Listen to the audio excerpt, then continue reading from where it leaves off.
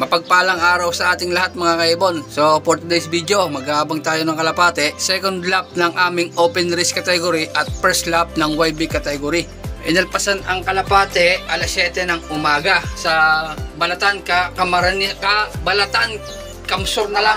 Tang nabubulol ako eh. So ayan ang forecast natin mga kaibon. Sa ngayon, magpatoka muna tayo mga kaibon. Ang oras na magandang datingan ng mga ibon ay alas 10 kasi nasa mga 1-2 ang speed. Sana naman hindi makatup ang ating Sky Warrior natin ngayong araw kasi ang ganda na simula nila sa first lap eh. Saka si 052 natin, medyo alangan ko kay 052. Kupis si 052 natin kasi gawa ng kabilang linggo kasi hindi masyado nagtutuka si 052 natin at kasi nga ay nabuntes hanggang sa umitlog siya ng Huwebes ng gabi. Sana naman makauwi din siya kahit papano. Sana walang makatup sa ating mga ibon ngayong araw. Ay kung makatup man pala, sana makauwi pala sila mga kaibon. Oras natin ngayon ay 9:40 na. So cellphone na ginagamit natin. Wala kasi akong dalang relo ngayon, kaya sa cellphone muna tayo titingin mga kaibon. Update ko nga rin pala kayo kay ika-4 na kapatid ni ikatlo mga kaibon. Sorry nga pala ang ating si ika-4 mga kaibon, kapatid ni ikatlo. Pinaitlog ko muna siya na ang kapares ay ang kanyang ama na si Bikert. Ayan ang ating si Bikert. So ang bala ko kasi dito talaga dati mga kaibon, sa mag-amang are, ay gagawin ko muna silang yaya. Ipayayaya ko sana din yung itlog ni Mr. Manyakis at saka ni Miss Lokba natin. Pero naisip ko, aantayin ko munang makat-off si ikatlo natin bago ko silang gawing yaya. Kaya kung si ikatlo natin ay makakat-off ngayong araw, so magiging yaya na lang ang mag-amang are. Pero sana wag makatop si ikatlo para maituloy ko rin to at maipang norte. Wala din naman kasi akong pang norte.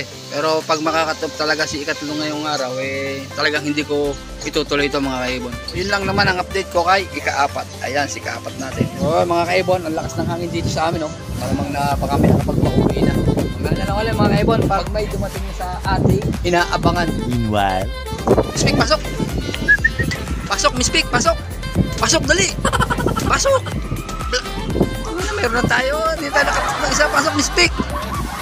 Pasok! Pasok! Pasok, Miss Pick, pasok! Pasok, pasok, pasok!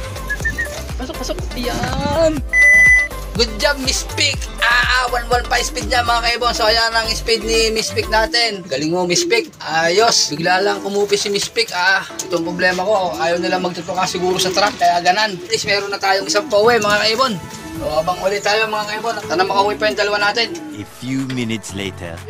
Slatey, miss na miss mo si Miss Pick So ayan, nandiyan na ang iyong asawa. Masaya ka na ngayon. Meron pa tayo isang dumating mga kaibon. Kita-kita ko. Si ano to? Ikatlo. Naku, naipit pa mga kaibon. Grabe, nagkamali ako. Kararating mo lang, ba't uminom ka na? Ayan, sikat na natin mga kaibon. 1K pa ang speed niya. Ayos, ayos. Ay, may bulutong. Ang kanyang bunganga piyado. Nakapainom ko na agad. Sayang, nagkamali ako. Dapat nailayo ko yung tubig.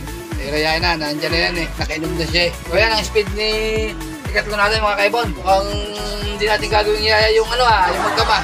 Ay, nakauwi si ikatlo. Ang ganda pa ng inuwi niya. O, isa na lang inantay natin. Si 052 na lang. Abang ulit tayo mga kaibon. So yan mga kaibon, kung napapansin nyo may bulutong siya, tsaka doon sa kabila yun